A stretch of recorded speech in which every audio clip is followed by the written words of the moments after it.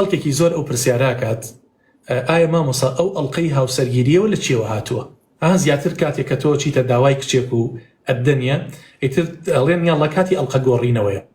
طبعا برایانی خۆم ئەمە لە زەمەنی سەحابەیە ئەمە نەبووە، باشە لە ئیسلامە ئەمە نەبووە. زیاتر لە ناو مەسیحەکانە ئەو کچ و کوڕانیکەوە بە حرامی لەگەڵ یەکتریە هەڵسوکەوتیان نەکرد و ژیانیان بەسەر ئەبرد، دەستیان پەنجەکانیان هیچی پێوە نەبوو.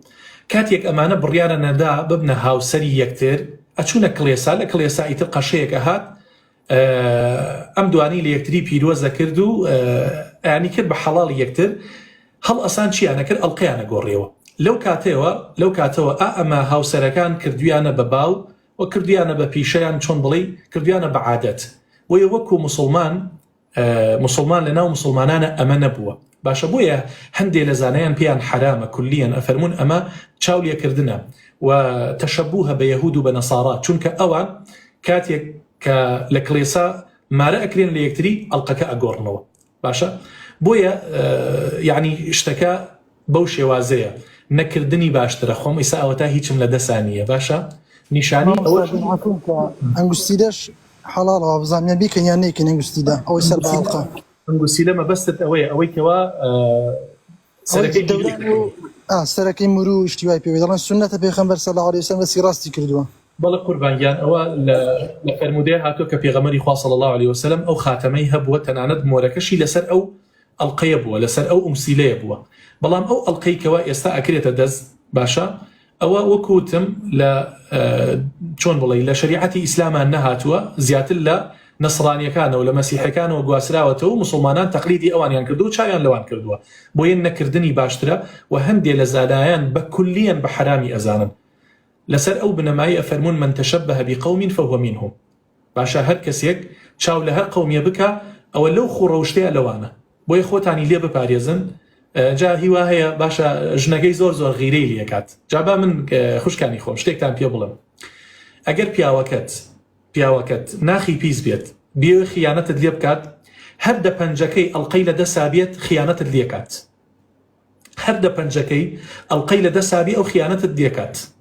و ئەگەر پیاوەکەت پیاوێکی پاک بێت، ناخی پاک بێت، دیندار بێت، بەڕەوش بێت، هیچیشی لە دەسا نەبێت، جۆڕاگرە کەسیش نەزانی ئەم کوڕە هاوسەرگیری کردووە، ئەو قەت خیانەت لە تۆ ناکات. وی یعنی هەندێک ئافرەت هەیە کێشەی زۆر گەوری ناوەتەوە لەگەڵ هاوسەرەکەیان لەسەر ئەو باوەڕتان هەبێت، باشە چونکە ئەو قەزیانە دێن بۆ لای ئێمە گەنجەیە عنی حەزەکات هیچی لە دەسا نەبێت، هەر زیاتر بیکاتە ئومسیلەی ئەڵێ ژنەکەم نایەڵێ کێشم بۆ دروستەکە و ئەزانێ من خیانەتی لێکم. بەڵام لە ناو ئافرەتانە باشە من پێم باشە لە دەستیان نابێت، لەبەر ئەوەی زیاتر ئەو ئافرەتانی کە هیچیان لە دەسانیە زیاتر چۆن بڵێ سیر ئەکرێن لەلایەن گەنجانەوە، بەڵام کە بزانێ شتێکی ئاوای لە دەسایە تۆزیە سڵی لێکاتەوە خۆی لە بەدوور ئەگرێت. ئەمە عمومەن ئەمە وەکو ڕەئی وایە، بەڵام ئەڵلقە گۆڕینەوە لە ناو مسلمانانە وەکوتم لە شریعەتی ئیسلامە بوونی نەبووە بە هیچ شێوازێک. هەندێک لە زانایان پێیان ئاساییە، بەڵام هەندێکیش ئەفەرمون کولیەن حرام و تەشەبوهە بە نەسارا.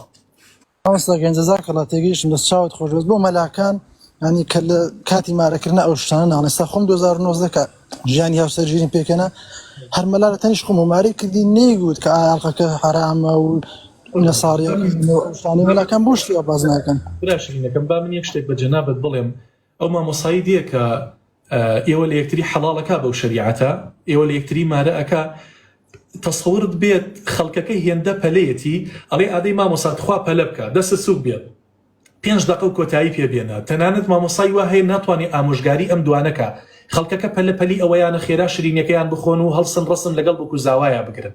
باشە یعنی من جارێکیان ئەو کاتە چۆن بڵێ ژنم بۆ خەڵک مارە ئەبڕیت بە تایبەت ئەو کەسانی کە دۆست و نزیکی خۆم بوون، چارێکێک لە ژوورەوە بووم لەگەڵ ئەم بکو زاوایە لەگەڵ ئەو وەلی ئەمریکەوا دانیشتون کۆمەڵی نەسیحەتی ئەم بکو زاوایم کرد. باشە کە هاتمە دەرەوە خەڵکەکە زۆر گلیان کردیان مامۆسا ئێمە زۆر دەمێکە لێرە وەستاوین.